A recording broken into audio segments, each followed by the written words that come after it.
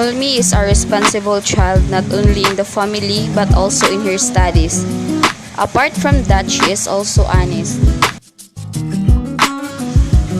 I don't remember when was the last exam when her grades were high, but I just want to know that every day I am so proud of her. I was just disappointed the day I scolded him, and then she was also angry with me.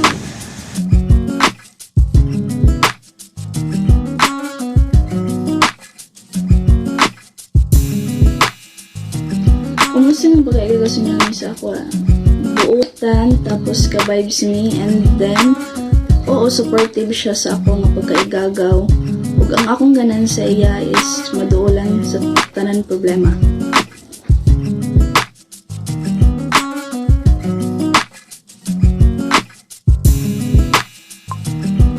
Number 1 is for me, goods kaayo ka ng kamiga kay butan kaayo dili pilingon gana pa kauban.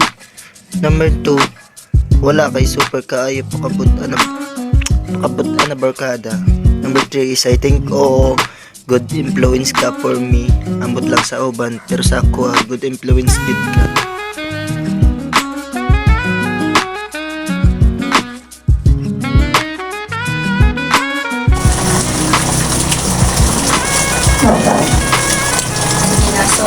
So first question, as a classmate, how am I as a student based on your observation in our classes?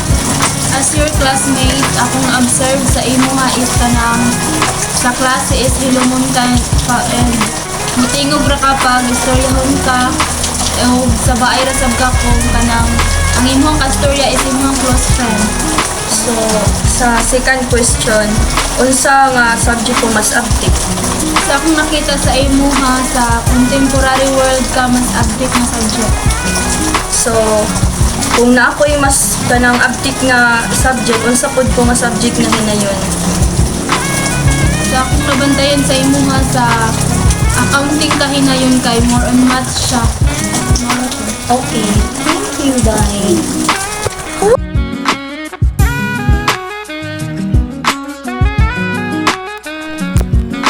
So, first question is satisfied na ko sa akong karon nga semester. Then, second question, if naabad ako bag-ohon sa katong semester is para sa ako wala na ko bag-ohon sa last semester or karon nga semester because first sem pa man gyapon karon. Wala na ko bag-ohon tungod gibuhat na ako akong best para ato nga semester. Then kabaluman ko daan sa result kay mismo ako nga estudyante ako man mismo nag-alihok sa akong grado. So wala na ko angay bag-ohon pa tungod gihatag na ako akong kaya ato anak ko, di ba? Then si Lord na bahala. At least gitry na ko ang best, dili na ako i-pressure akong kaugalingon kung napabukoy utrohon kay tungod maura man akong makaya sa akong kaugalingon. Then sa third question is kung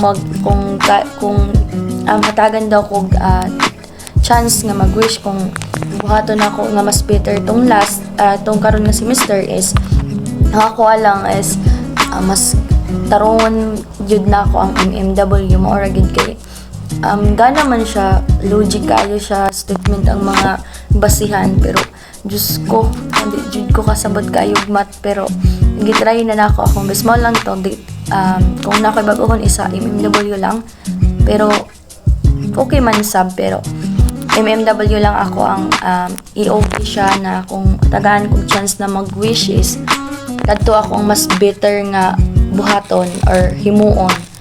Maraming thank you so much. Bye-bye.